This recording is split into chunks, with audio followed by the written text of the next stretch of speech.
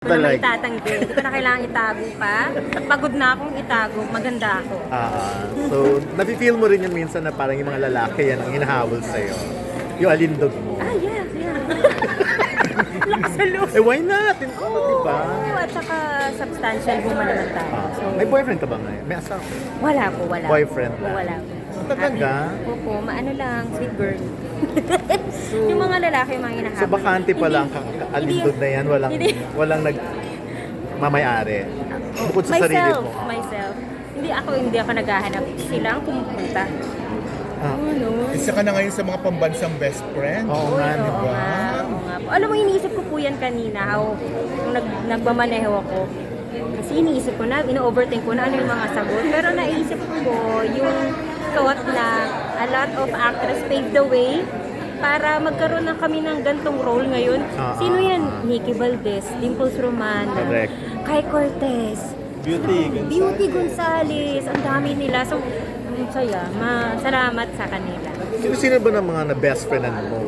Marami na eh. Marami po. Sa GMA mostly. Oo, kaya Si nga sa Beauty, GMA. recently. Si Correct. Carla. Ay, correct. Si Beauty nga. Carla, sino pa? Ara San Agustin. Marami po. Sa movies? Sa movies, si Julia Barreto. Naging one-time friend din kami. Naging kaibigan, circle of friends ni Bea. Tapos, sino pa? Dami na talaga. Ang dami, no? Fairness. Ang dami. Grateful.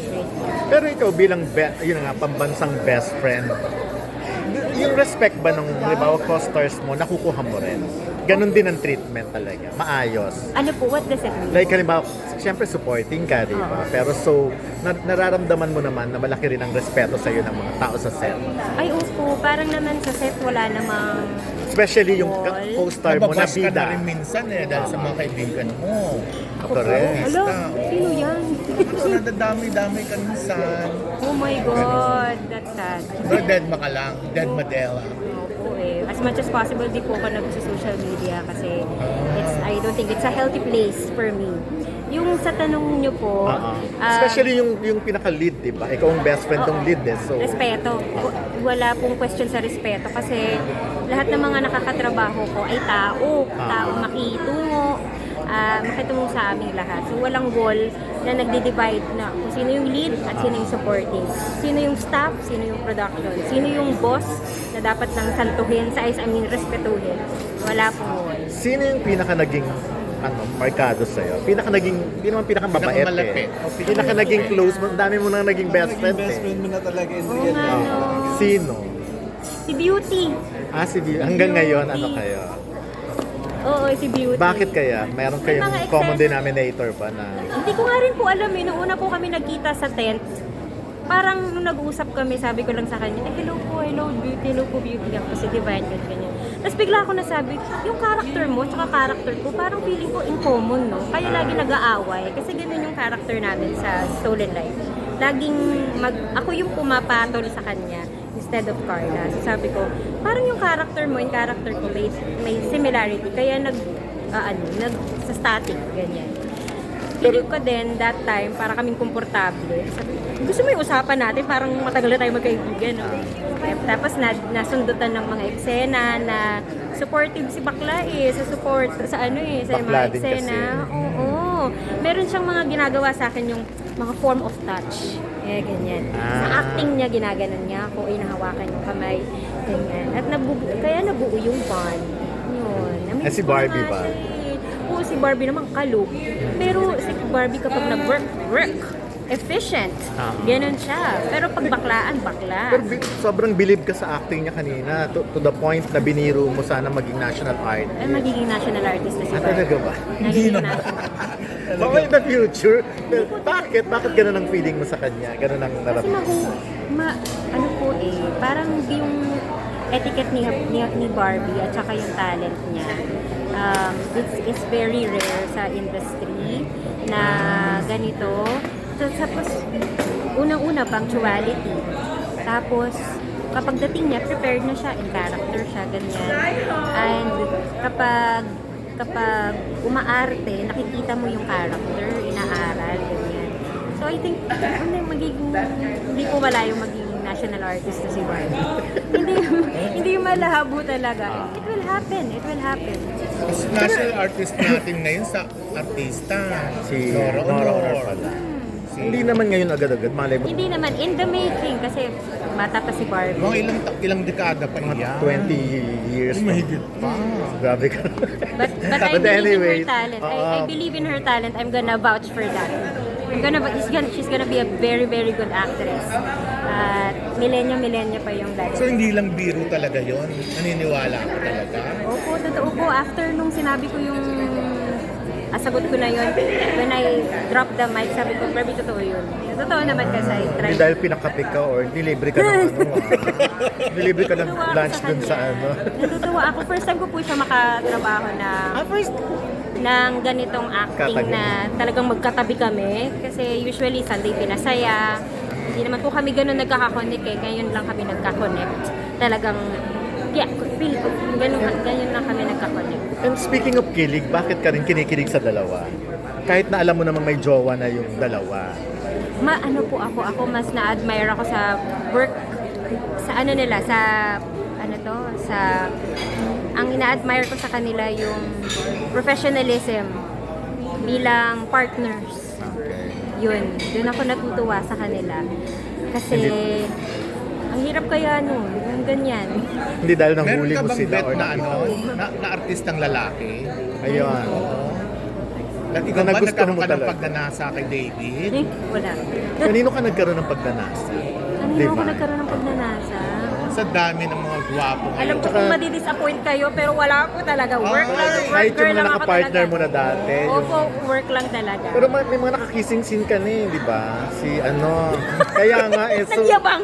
Kaya ilan na silang nakahalikan? Hindi ko nang gamit ko Kaya talaga so eh. wala ka naging pagnanasa sa kanila. Work lang ako, work, girl lang ako. Sino yung Girl pinaka... ka talaga. Girl talaga. So lalaki ang Girl hanap talaga. mo. Lalaki Ano po? talaga ang gusto Opo, mo. Kasi wala kang cisgender boyfriend. pa. Meron po, pero Meron. parang I think it's a too private for me. Okay. Non-showbiz siya. Oo, too private David, for me. ikaw ba yan? Kasi po, parang David Licao ko na babae na Pero kanino nga pinakamarkadong experience sa mga nakakissing scene mo? Magbigay ka lang ng isa. kasi Kumbaga bakit siya naging memorable? yung sa mga dear Oge moments namin po. Yung mga kissing scene na hindi natutuloy. Okay. Kasi lagi ako nasasampal, hindi natutuloy yung kiss. Ganun kasi yung direction. Yung nila-direct po nung Dear Oge. Nga, hindi yung kapartner mo. Si Jack. Si, Si Jack. tinatrador mo Dave si Bernie. Jack. Si Jack, lagi po kasi, ang character ko naghahabol lagi kay Jack. Kay Jack. So, kunyari, nang Yung mamanyak Dear ako Oge. kay Jack dati, yung character. So, montik mo na matikman si Jack. Pag po nga, kunyari, hahalik, biglang may mangyayari. Yun talaga na. Alam ba yan ni Barbie? Barbie. Tinangka mong tikman si Jack nung araw. Wala pong ganun. So, kung may dalawang lalaki lang sa harapan mo, papipiliin ka ni Direk kung sino gusto mong makalaplapan. Jack Roberto or David Licao. Si Jack, meron ka ng experience. Si David, Muntik ngayon Ayun pa kay lang. Jack, muntik na, nagmumuntik, hindi natutuloy. Dave Last na lang. Bornea. Sino sa kanilang dalawa? Dave Si Dave ka. Oo nga Si pala. Dave! oo. Huwag na doon na tayo sa dalawa. Kay Jack Sino tsaka po? kay ano. And? Jack and David. David. Jack and David, ikaw ko. Kung sino po ang Papayag ka at gugustuhin mo. Lapain. Uy. Dilamon eh. Ang pelikula lang. Mila Pureno. Ang movie lang. David, ikaw ko. Ano eh. Bakit siya? Korean cutie eh. Korean cutie. Tutig na Saka si- professional siya kay Barbie. So might as well Tignan si maging Jack ang professional. si Jack ang nauna sa'yo. Si David ang pinili mo. Oh, ayoko Ayan, kumanira thank you. Lecturean muna kita Tignan na solo. Yung mga Para kasi meron kaming call time na afternoon. So, naabutan kami ng lunchtime. Tapos kami nila Barbie, naghahanap doon, saan tayo kakain? Booking kami. Saan tayo kakain? Walang hindi bukas yung mga kainan. Ayun, bukas! Enter kami, pasok. Pa-order nga kami ng isang ganito. Kasi tabigyan mo kami nito, tingnan to. Mind you po, 12 noon ha, lunchtime. First meal, binili na. Ang ganito, parang ang ganda pakinggan. Oh, pork cheese, so cook. Ganon. Bigyan mo kayo. Intestine ng baboy. Beef intestine pala. So seasoning. Pulutan pala. Oo, pulutan pala. Namulutan kami ng hapunan. Ng ano. So yun yung yun yung pinaka-memorable. Oh, masarap yun. Tapos nagulat kami lahat kasi kumukulo yung mantika. Talagang gumagano, talagang nagsha-shine siya eh. Kasi nagulat kami kasi magla-lunch po kami sana. May biko po ba dito? Walang biko. Binigyan kami ng intestine. That yung pinaka-memorable. Tapos, nilibre kami ni Barbie. Thank you, Barbie. Sobrang memorable yun. Yun dahil doon. Kaya memorable kasi daw ako nagbayad eh. Thank you. Totoo yun. Naging memorable dahil ng libre, no? Oo, kasi nalibre. Akala ko dahil sa intestine eh. Hindi. Meron naman nun dito eh. Dahil nilibre ka ni Barbie. Meron naman dito eh. Okay. Pero meron ka. Sige po. Pero hindi, mag-picture na po. Share po. Share ko po kayo. Susunod lang po. One, two, three, go. Saan yung angulo nyo? Dito?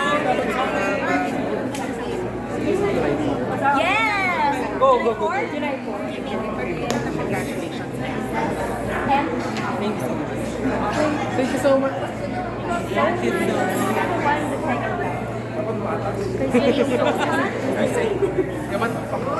so much. Thank you so much. Yeah.